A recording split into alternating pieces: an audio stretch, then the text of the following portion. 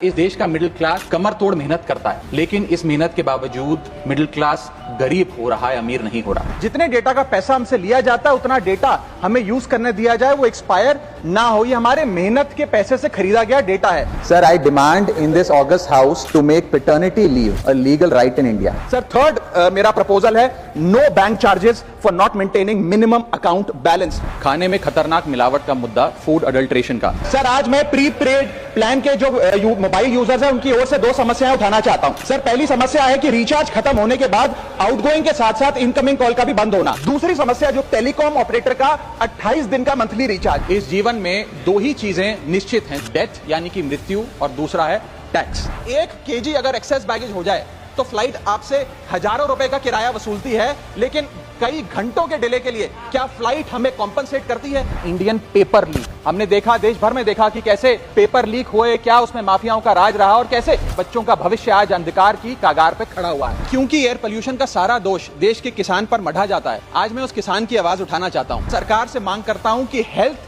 और life insurance पर कम से कम हम जीएसटी ना लगाएं। ये कोई लग्जरी गुड या लग्जरी प्रोडक्ट नहीं है। सर, आज एयरपोर्ट्स पर खाना इतना महंगा है, क्या इस पर कोई रेगुलेशन नहीं होना चाहिए? क्या कोई अफोर्डेबल कैंटीन का मैकेनिज्म नहीं होना चाहिए?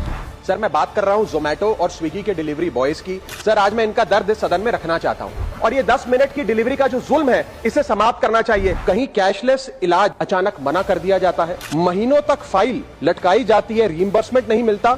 और आज मैं उन्हीं सिटीजन्स की जो टोल प्लाजा पे हैरेसमेंट फेस करते हैं उनका मुद्दा आपके सामने रखना चाहूंगा कि फुल कॉस्ट रिकवरी के बाद भी टोल वसूला जाता है 20-20, 30-30 साल तक। जब आप बैंक को पूरे विश्वास के साथ अपना डेटा देते हैं, क्या बैंक आपके डेटा को सुरक्षित रख पाता है? अब ये लीक है कि जाने अनजाने में डेटा शेयरिंग है, ये फैसला मैं आप तक छोड़ता हूं। मैं सरकार से निवेदन करता हूं कि हर भारतीय को एनुअल हेल्थ चेकअप का लीगल राइट दिया जाए। बाटा कंपनी का जूता पहनने वाला भी आज हवाई जहाज की टिकट नहीं खरीद पा रहा है। हम सांसदों को तो फ्लाइट की रीइंबर्समेंट मिल जाती है सर, आप उस आम नागरिक का सोचिए जो इस स्काई रॉकेटिंग एयर प्राइसेस से जूझ रहा है। That is the issue of fair use and arbitrary copyright strikes by digital platforms. जो इंटेंट था कि जीएसटी कम होगा तो वस्तुएं सस्ती होंगी, वस्तुएं सस्ती होंगी तो कंजम्पशन बढ़ेगा, कंजम्पशन बढ़ेगा तो डिमांड बढ़ेगी। ये हुआ नहीं, और ये इसलिए नहीं हुआ सर क्योंकि प्राइवेट कंपनियों ने इस मुनाफे को जनता को नहीं सौंपा।